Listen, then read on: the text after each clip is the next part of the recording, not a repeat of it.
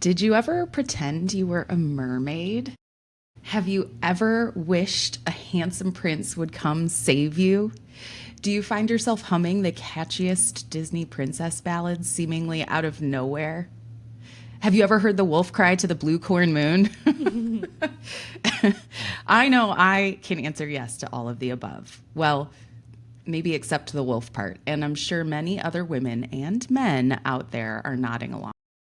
Disney was a staple in my household growing up, and I'm realizing it had a substantial subliminal impact on the way I saw femininity and gender roles over the years. In this week's second episode on feminism, we will be discussing the Disney princess. So gather up all your forest friends, have Mrs. Potts pour you a cup of tea, and join us for this week's episode of You Can Call Me Karen. Hi, welcome, welcome. I am Karen. That was my lovely co-host Manny. Say hello again. Yeah, see? Oh my God. I'm a bad. I never know how to respond to you. Give me your greatest little, do your little 1920s. Do it. Do it. Yeah. Steph, you're muted. I just saw her mouth moving like. Let me try that again. I'm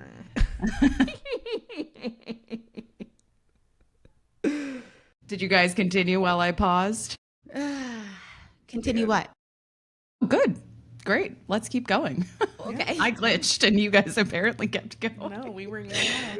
Okay, good. So did we say hello to Steph yet? Well, hello. There you go.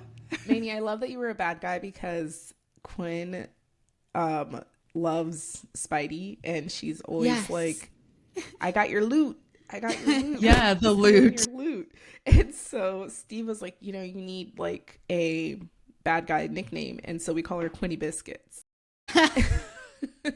And she's obsessed. Anyway. It's the sweetest bad guy. She is the cutest little bad guy. Quinny Biscuits, watch out for your wallet. Quinny Biscuits. Maxwell went through a serious Spidey phase. So yeah, we're in the Spidey phase too at the Rosa household. Oh man, do you mean it's gonna make a comeback? Because I am glad it's gone. I like it. Our kids are at different. I don't know about comebacks. It's just that our kids are at different ages. Yeah. Okay. Well, somehow on that note, I am super excited for this week's episode. We are, as hopefully our listeners are aware, doing a series on feminism. And for those who know me, you know I can talk feminism. But I get the joy of covering the topic of Disney princesses. And this week I really wanted to rip up Disney. It was like my feminist goal, but I just couldn't. And so before we dive into why, we need to hear from my lovely co-hosts. This week, ladies, who you calling Karen? Who you calling Karen? Who you calling? You know what? I, as promised, I think it was our last episode or the episode before, Manny shared her Karen of the week, the woman who inserted herself by saying that you weren't allowed to use the phrase spirit animal. Yeah. And I told you I had a story similar, but I didn't have enough details to share it yet. So that's that's my Karen. It happened not that long ago. Yeah, here in the town that I live. My husband works for the city, and they did a mural in the middle of the city, and it Westerville is the town I live in, and it has a role in the Underground Railroad. There's That's cool. There's some historic spots in the city. They opened a new park that's going to do a tribute to the Underground Railroad, and so anyway, there's a mural, and it kind of features Black people who fought along the Underground Railroad, and it's a pretty cool mural, beautiful. But a woman reached out to the city of Westerville, challenging them because the artist of the mural wasn't Black. And it while that's a good challenge and a good question, and that would have been smart, but it's interesting because the woman who brought it to the table was a white woman. Just can't help ourselves. Just can't. And it just, I just felt like when you told your story, it kind of reminded me of that, in that, you know, and maybe that is actually the perfect time. You know, you're reaching out to your city officials. You know, we were saying, you know, she wasn't coming to a Black person and saying, you can't do X, Y, and Z. She's coming to her community and saying, hey, can't we? And obviously, you know, the story is told from a city employee who, you know, they're like, when you're challenged, you know, sometimes you can become defensive. And so maybe the Karen in this story is the city, but but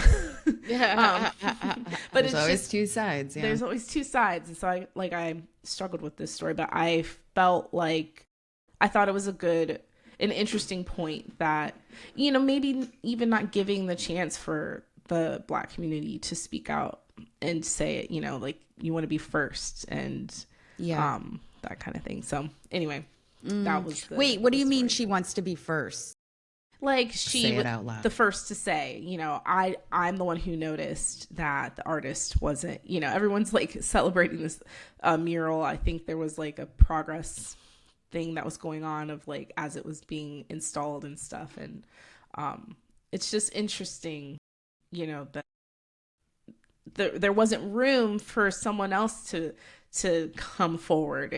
And, you know, maybe there were Black people in the community who would have liked to bring it to their attention with some context and some history and some, you know what I mean? So it's just interesting. And it's like, this is all great, but like, I know that like we are like struggling with like, you know, all the division in the world, and this is so great that we're celebrating this, but this one we have to find a fault in everything. Tiny detail must be addressed. Yeah. It reminds me, I went to Berlin for work last year, and I got a day like before we started to do a little tour. And there is this monument. Oh gosh, it's like the worst name for a monument, in my opinion. It's like the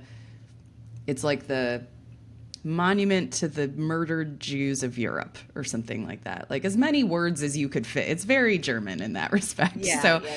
But it doesn't translate well to our language. Maybe that's part of it. But it's like the same thing. So the artist was Jewish. It's totally like interpretational or whatever. It's like abstract.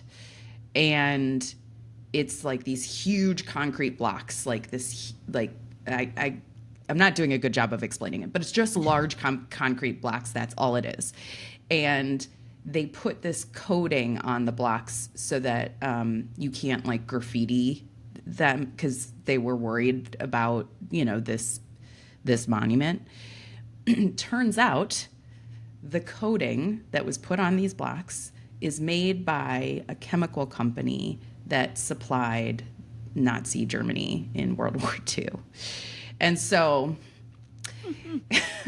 but apparently any company in Germany, like that's been around for more than a couple of decades, has ties.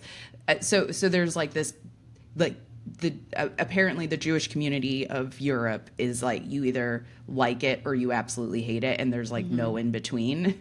Yeah. And it's like, gosh, all of the right intentions were there, and the impact is still so broken, you know? It just made me think of that stuff. It's like, God, you can't win. You just can't win. Yeah. Well, I think that you can win. I think that like, don't pick that company. But like, it just means like it just means that people have to take a deeper look into their community, you know, like in Steph's case, like, you know, you are right outside of Columbus. I'm sure there's some brilliant Black artists out in Columbus, but in Westerville, maybe there's not, you know, like it's like, in our community, this is the point, is that like those genocides completely deteriorated the culture that originated in that site. And so like maybe the question isn't why didn't you get a Black artist? Maybe the question is how do we bring more Black people into this community, and why are there so few? You know, maybe the question isn't why did we use this, but like how can we bring in more Jewish heritage and culture so that they can make the art that we're looking for, you know? And that's the effect or affect of historical events that were so tragic, you know? And so when people are like, be woke, like it's not be woke and notice that this was done. It's be woke and notice that this was lost in every facet of society. You're so good at this, Manny. Gosh, bless your heart with love. Okay, so my Karen, while you're giving me compliments, because I'm the Karen, I think, this week. Yes. So as been told on this podcast, I have 3 children, which means 3 times, thrice the amount of group text chains that I am on, not just for the classroom, but also for sports and extracurricular activities. And I am just in a place right now where I am totally desensitized to group text messages. Not the ones that we're on, obviously. It's like, Good save. We're both like, bye. You can call me Karen.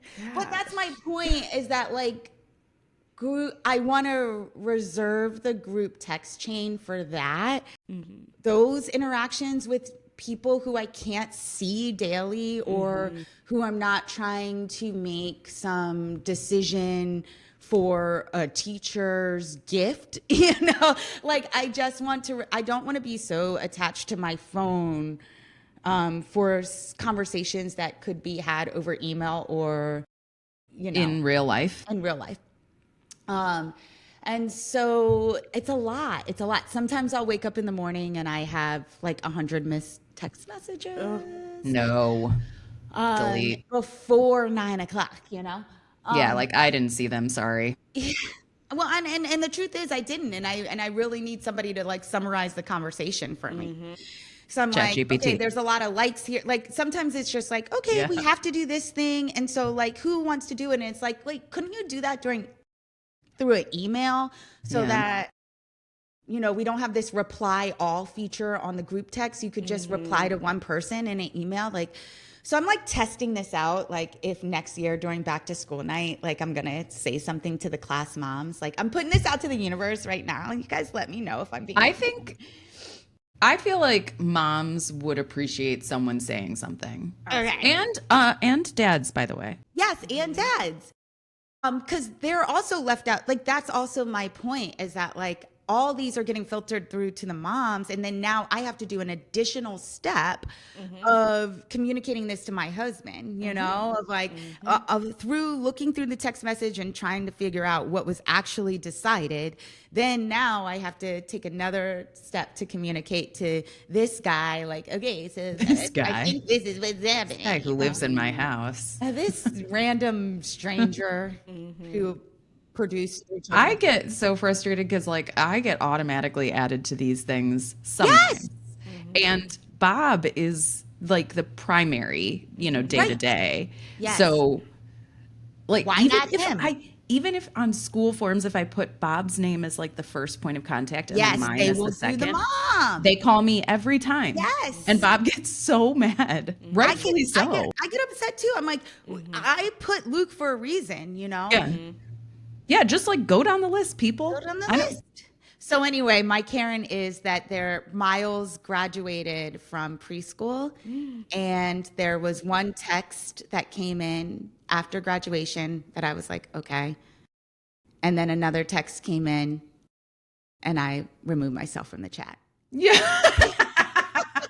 Oh, you channeled Steph this time. You Stepped that text. Yes. Yes. Bye. Monica Rosa has left the group chat. Bye. Bye. Didn't even love explain to that. nobody. I was like, I don't give a fuck about kindergarten Facebook group. Okay.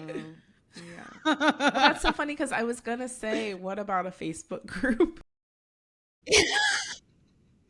Because Steph loves her Facebook. no, I mean our studio uses them a lot for Yeah. communication and stuff, and then there's one post and then there's comments underneath, and you can go straight to the one place and see what questions people have about that topic, and I feel way more organized because of it, and it's not a text message, and I just see a badge that I know that there's something out there for me to look at. I can look at it when I want. And yeah. Like the thing with the group text is that like you can't go back and filter right when you want to, when you're ready to actually execute, And so it just, everything, you either have to know in that moment and have additional organizational system, or it just makes it more challenging. So And I mean, admin I'm not can against the group Facebook, but Yeah. like I don't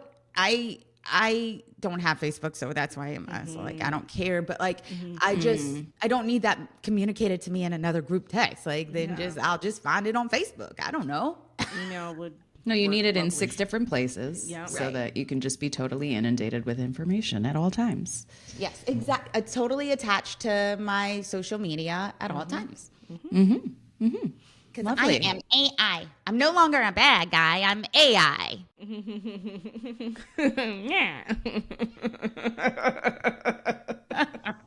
Okay, on that note, those are your Karens for the week. Right. I wanted to keep this week pretty light, considering we're talking Disney princesses. And while this topic is about animated characters, I started preparing by reading a few articles, and I realized that this can get kind of heavy, kind of fast. So there's talk about like Walt Disney, like the Walt Disney, his relationship with women, how he perceived them, how he treated them in the workplace, and how some of that manifested in the movies themselves, particularly the earlier movies. There's definitely a lot of talk about which characters are, quote, positive or, quote, negative for the feminist movement, or even why Disney is an all-out bad representation of women for young girls. But at the end of the day, I still really love Disney movies. Like anything. Love Disney. I'm not like a Disney World like fanatic or anything, but like I love the movies. I love the movies. Yeah. I think like anything in this world, and like we've talked a lot about, it is imperfect. The characters can be flawed. The storylines have their challenges as well, but there is something magical about it all that I genuinely love. And it made me realize that like fits perfectly within a lot of the themes we discuss on a regular basis, that more than one thing can be true at the same time.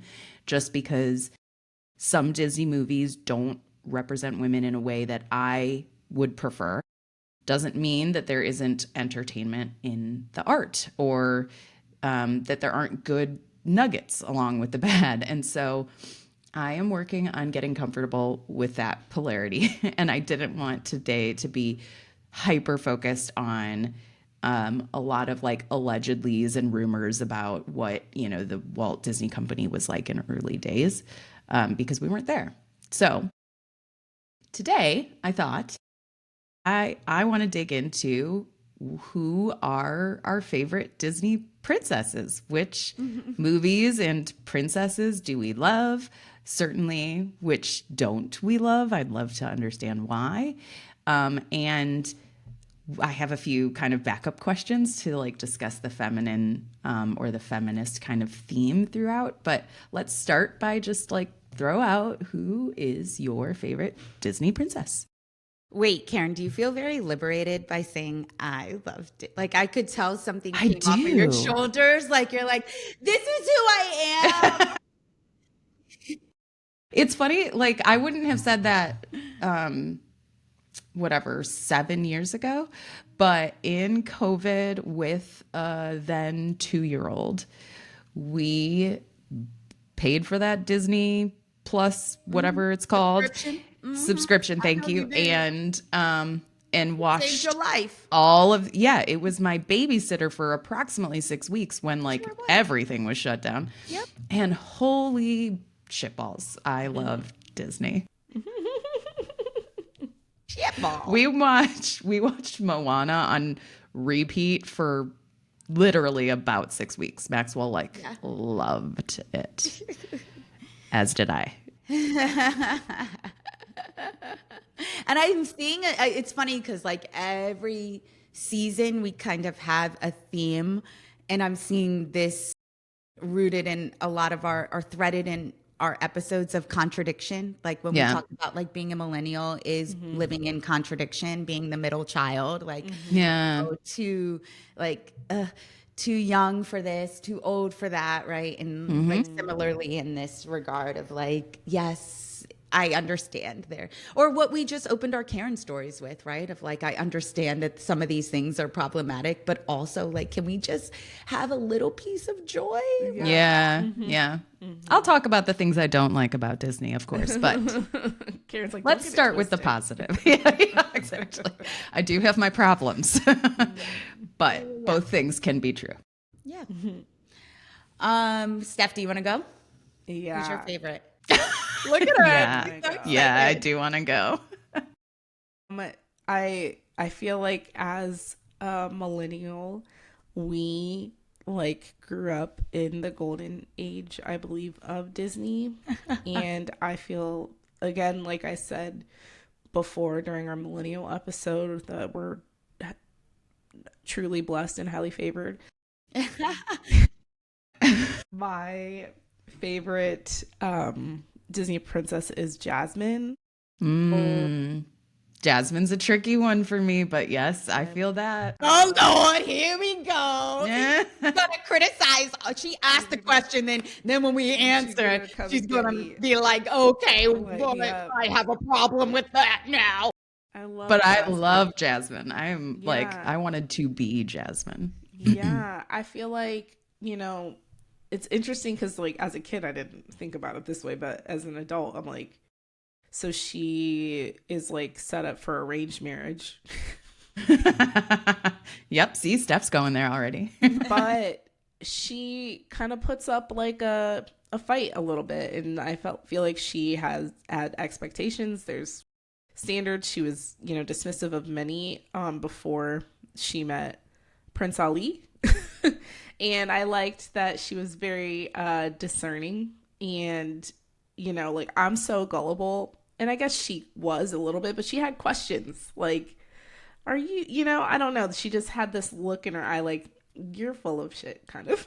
I don't know. I liked that she was, there was a little strength behind her. And one of my favorite scenes was them walking towards Jafar. Like her dad is like with his round belly and she's like glaring and I don't know. Yeah. She just, there's a fierceness about her. And yeah, I love her. I think you started with a really interesting one because there's a lot of these movies that have been remade into like the real life versions, you know?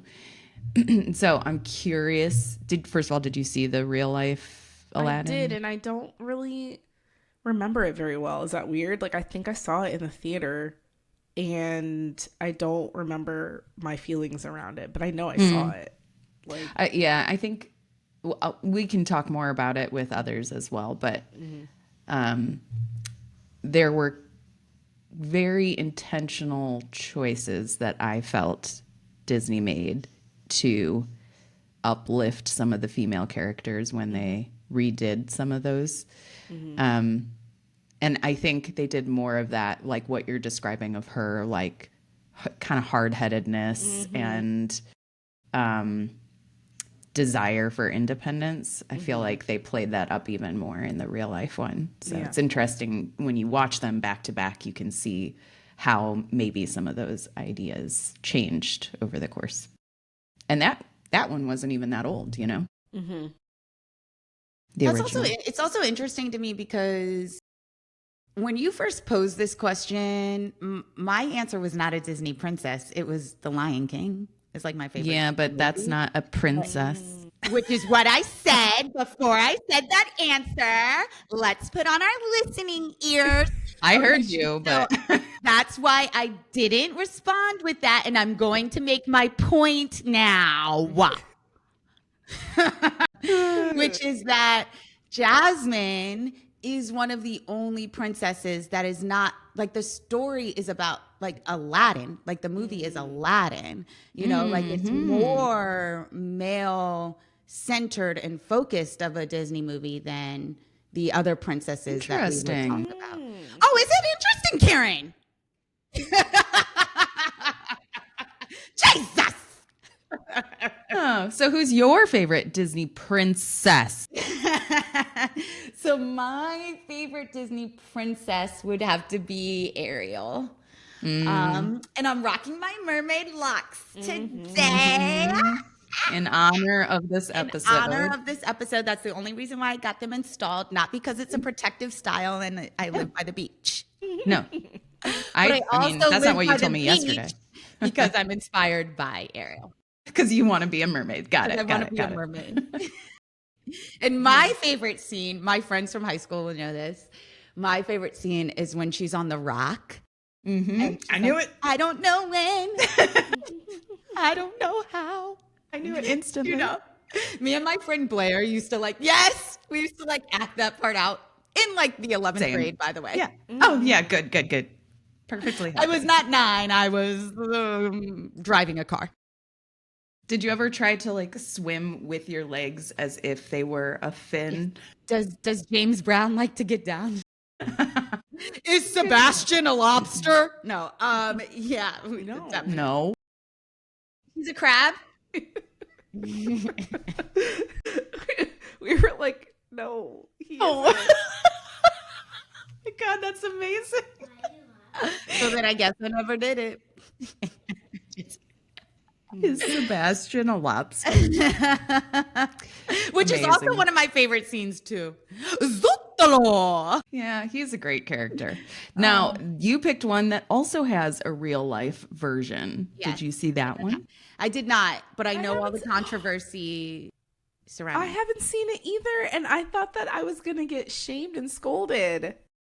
Oh, You no, I haven't. guys. But you guys, like, okay, can we take into account here that I'm We not cannot. I'm not 17 years old just rolling up to the movie theaters right now. Like when It's on your apps at home or whatever. and I'm also not pulling it up on home and just watching by myself, you know? You should. If my kids are uninterested in it, then I'm not gonna watch it. Okay, but you should watch it. It's really good. I kind of forgot about it, and I feel bad Yeah. because I know that, you know, Halle there was Berry. a lot. Yeah. Halle Berry. Isn't that her name? I I should have don't done know my what it research. is. I mean, isn't that her It's- name? It's Halle Bailey. There we go. Bailey. Yeah. Mhm. I'm like, it's close, but that's not quite right. Halle Bailey, yeah. Bailey, And she is so good. I thought she was amazing. Yeah, I heard Her she voice did a is beautiful job. fire. Yeah. Yeah. I need to watch that one. I saw one like on an award show or something, her perform a song, but Oh yeah. I remember like it was right when that came out, I'm sure. yeah. Yeah. So okay, so Jasmine and Okay, also wait, pause. Shaming us for not watching these movies when we have a list of pages of movies from yeah. that you've never watched Period. is Kettle Black, okay? is Sebastian a lobster? Yes. And the new and renowned animated film or live action. Yes. Listen, it turns out this is the perfect episode for me because I have seen all of these You movies. love Disney. Turns out I love Disney. Yeah, I had no idea what passion I had for this topic. Okay, so I can't pick just one personally, and we're gonna leave it at that. I think Ariel would have been like my gut first reaction, but then like I love Moana for so many reasons. Um, it's beautiful and like she's the best, and there's no love story, which I, as a feminist, really like. I like that they're not forcing a love story onto something that has nothing to do with like romantic love. But I want you both to think like, or to tell me what you think about Jasmine and Ariel, um, that you like relative to feminism. And are there things you would change in order to send better messages, particularly to younger girls? So just a little clear, because like Steph and I were talking before of like the definition of feminism, and we were talking about your articles that you posted in that you'll will attach to the link of this. So like in one of the articles, it more talked about femininity versus feminism. So are we talking femininity, or are we talking like I think feminism, systemic stuff? Because yeah, I that would think be a helpful both. conversation. I do think both because I do think there is a lot of discussion around the physical appearance of Disney princesses, which is valid. And even over the years, they've said, like, we're going to make them more realistic body shapes. And like Moana's ripped. Like, she's got slightly thicker legs and she's gorgeous. So like calm down, Disney. But then there's also the topic of like gender roles and I think there's definitely a progression of, you know, the early like Cinderella and Sleeping Beauty. It's very like damsel in distress and you're, you know, like pretty and helpless kind of a vibe. But I guess I want to discuss, do we see any of that theme continue even into the modern Disney era? Are they there? Are they not there? You know, have they fixed some of that? Because I think that had an impact on like me over, you know, like of what I thought was important as a woman, and like I had to be pretty and I had to look a certain way and whatever. And so I'm curious if you think that still exists in Disney. Is it maybe to a lesser degree? Yeah, I want to hear all of it. Well, I get like when I think about Jasmine, right? Like, and what's interesting is she's in this like arranged marriage like situation, but the efforts put to impress her, like it was like she had to approve.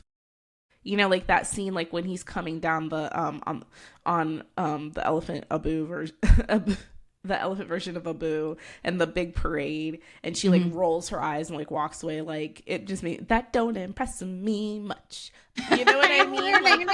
Oh, Shania. She gets to decide if he is worthy, kind of. Yes. Like I know that like she has to, like she does end up having to get married and stuff, but I felt like she did have a little bit of say. And I felt like, you know, like part of the story was her dad just being so frustrated, like we have tried to find the the right person from you and you just keep turning them down, and you know, like so there's like, yes, she's a princess, and yes, she's arranged to be married. When you talk about femininity, Anonymity. Anonymity. Anemone.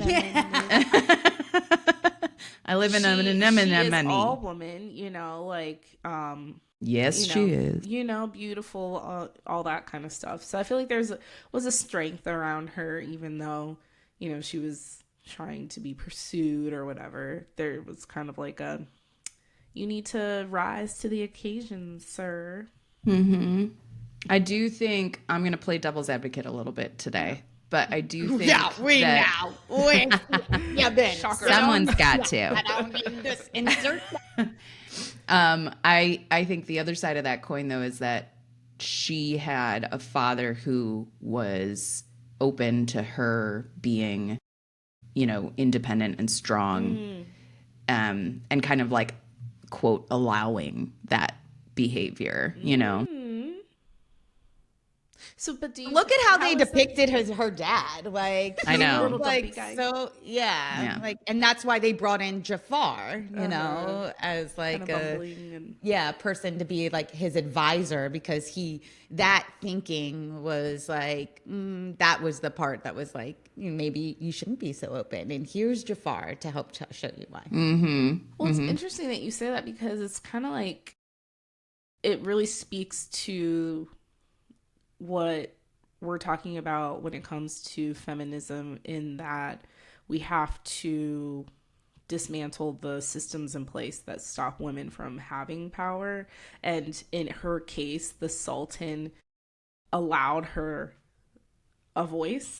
I know that's tricky to say, like he allowed her, but he did, because he's the Sultan. And so it's like, it's more proof, I guess, if you're trying to draw parallels to feminism and society and the patriarchy and stuff, that when women have a voice and they have a say and there's freedom to, she had the freedom to say no in that particular regard.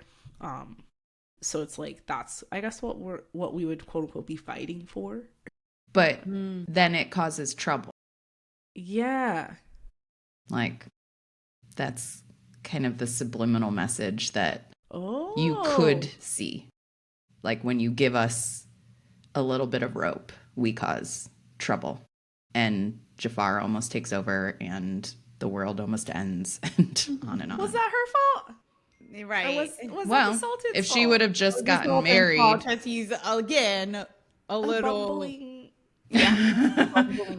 Well, he picked Jafar in the first place, but Yeah. I am intentionally trying to like play devil's advocate, but you could see how, like, some of these subliminal messages are there around.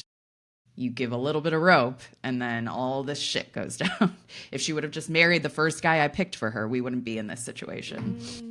Oh my gosh, sorry, but something just came to my mind. Speaking of subliminal messages, remember when on the VHS you could go back and like hear? Yes. I know exactly what you're talking about.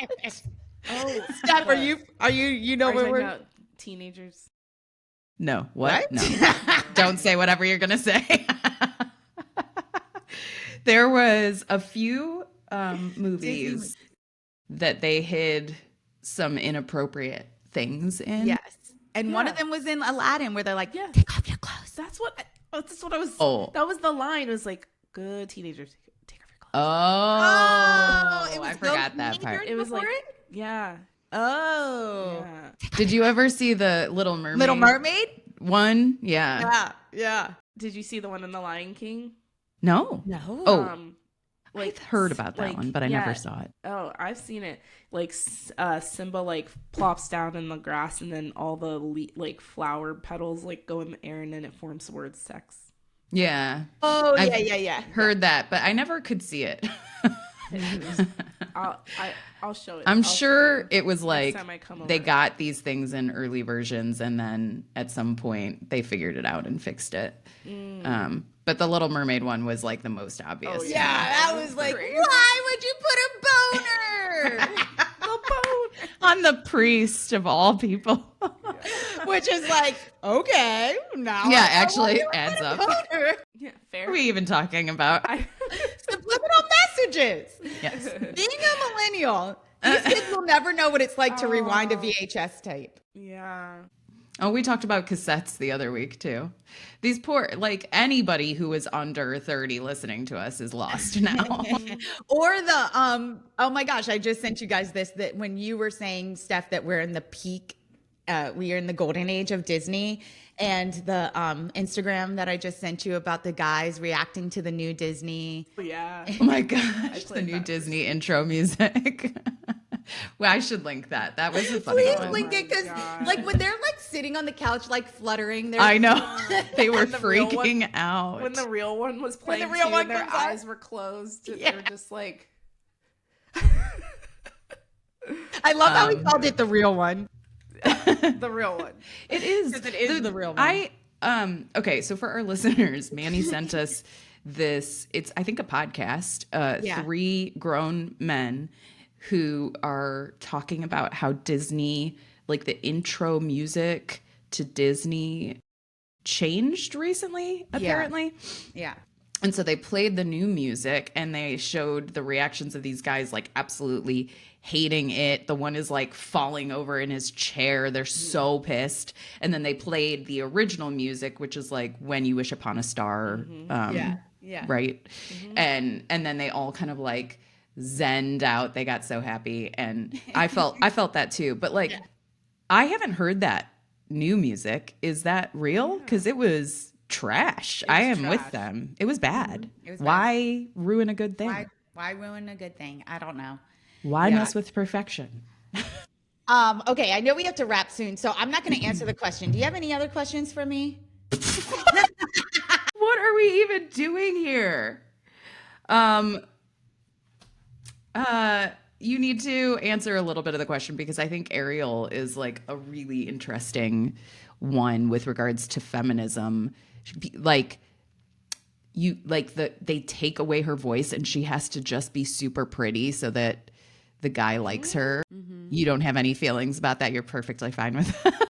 I'm standing in my time constraint. I'm just kidding. um, what? That's not my experience watching the movie. Okay, say more.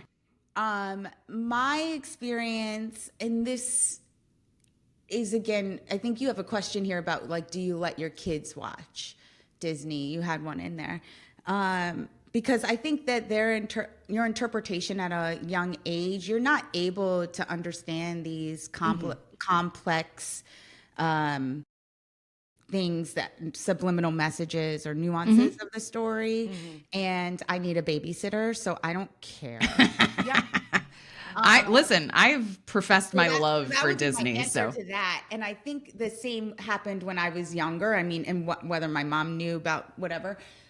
I think for me, what I focused on in The Little Mermaid, the heart of it was similar to the marriage piece of like, I can choose a partner outside of my culture. And that's what I was going through as a young person and where I was living. And so I think I admired that about Ariel more. That was what I just attracted me to her, was that like, I feel different. I don't feel attracted to this merman. I feel attracted to the human, and I don't know why, and I just want to explore that. And I'm gonna be different from my siblings in that, and the mer people in that, and her curiosity and adventure. Like I've said on previous episodes, like I was always out in the woods. I was always like I like made weird shit with like hair oil and potions and stuff, and I loved yeah. the music. It just all of that is what I like remember and I connect with still.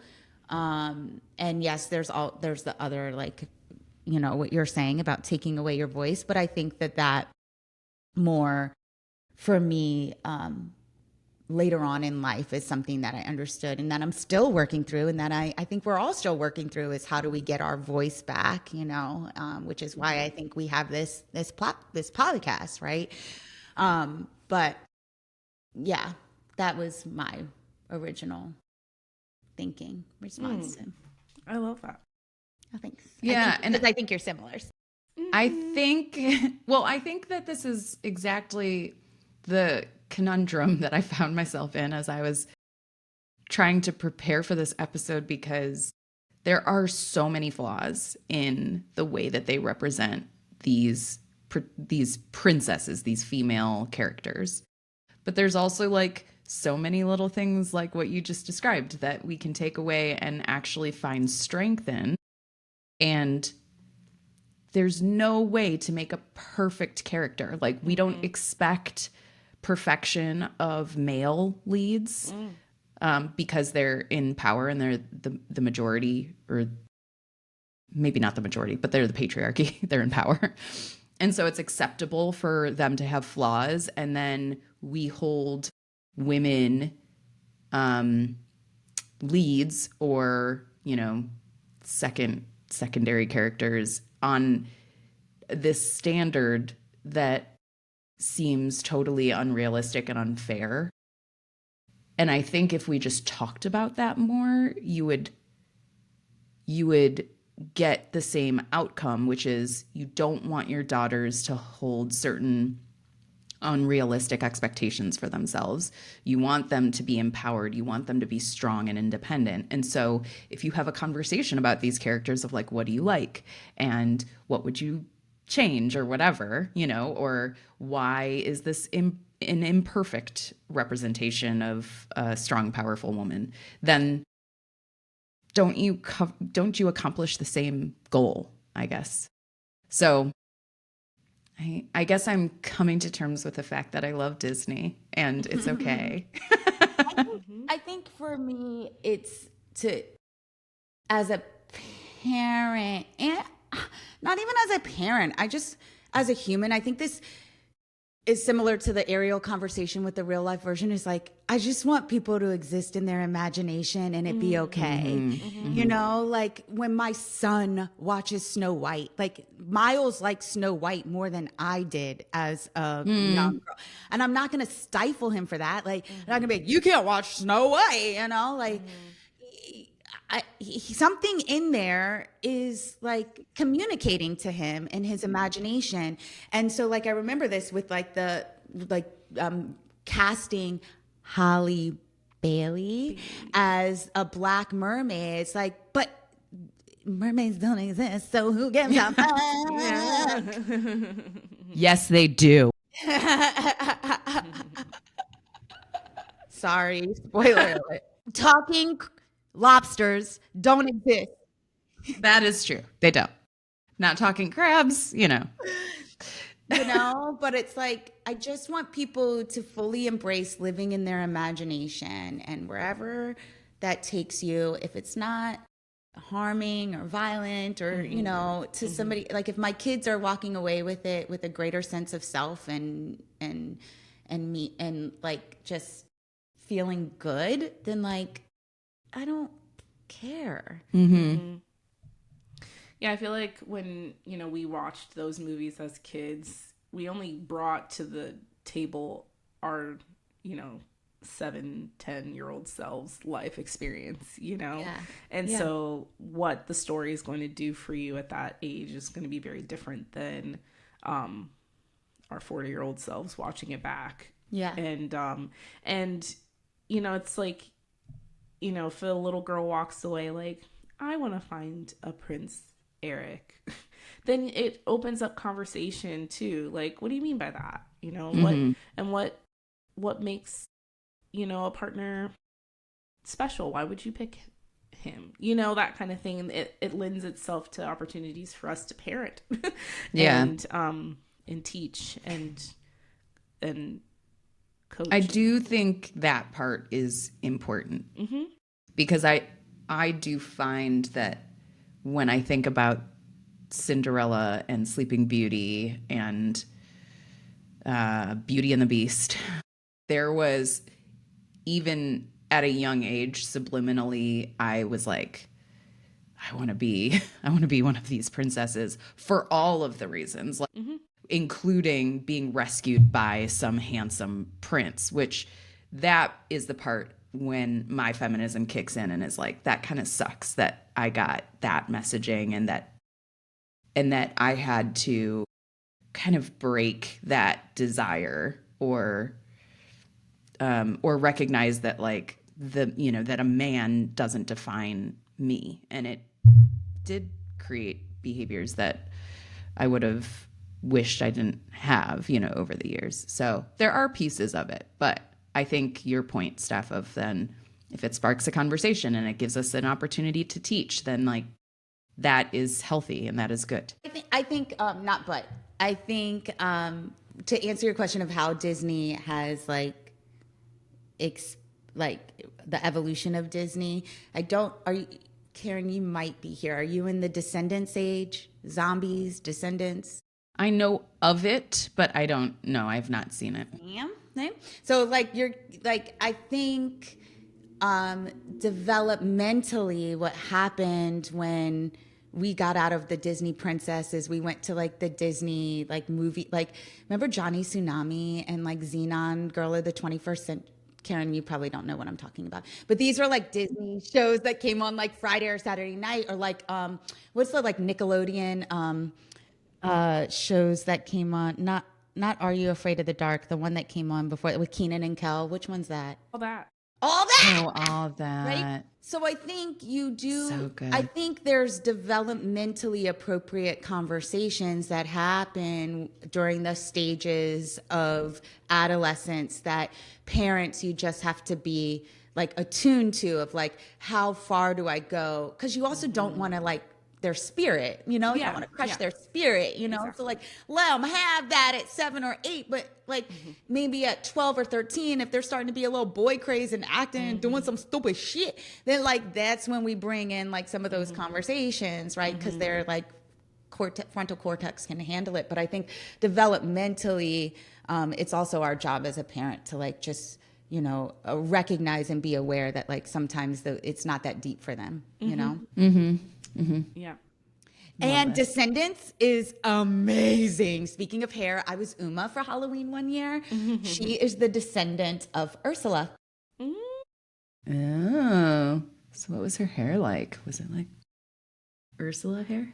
No, like it was a black girl and she wore braids and locks in the movie. Yeah. And Descendants is like all Disney Descendants, and it's all about, speaking of bad guys, full circle. It's all from the bad guys' perspective. It's the bad guys' descendants. Descendants, yes. I'm catching up. I did know this. Yes. Well, maybe that's where we go next. Okay. I know we are coming up on time. So before we wrap, any ahas, any confessionals today? I'm just proud of you for publicly stating that you are a Disney gal. And for your birthday, I will be getting you some Minnie Mouse ears. Again. Remember when we were in Orlando? Wasn't it you that got us all the Minnie ears? No. Was it me? You're staring at me. Yeah, we all had them. I don't remember that. It's a good way to end. Okay. All right. Well, on that note, thank you all for joining us this week. If you like what you're hearing, you know the drill. Please like, subscribe, follow wherever you listen. Don't forget to hit up our show for all of the links to the articles. Follow us on Instagram and YouTube. Thank you for listening, and we'll see you next week. Bye, bitches.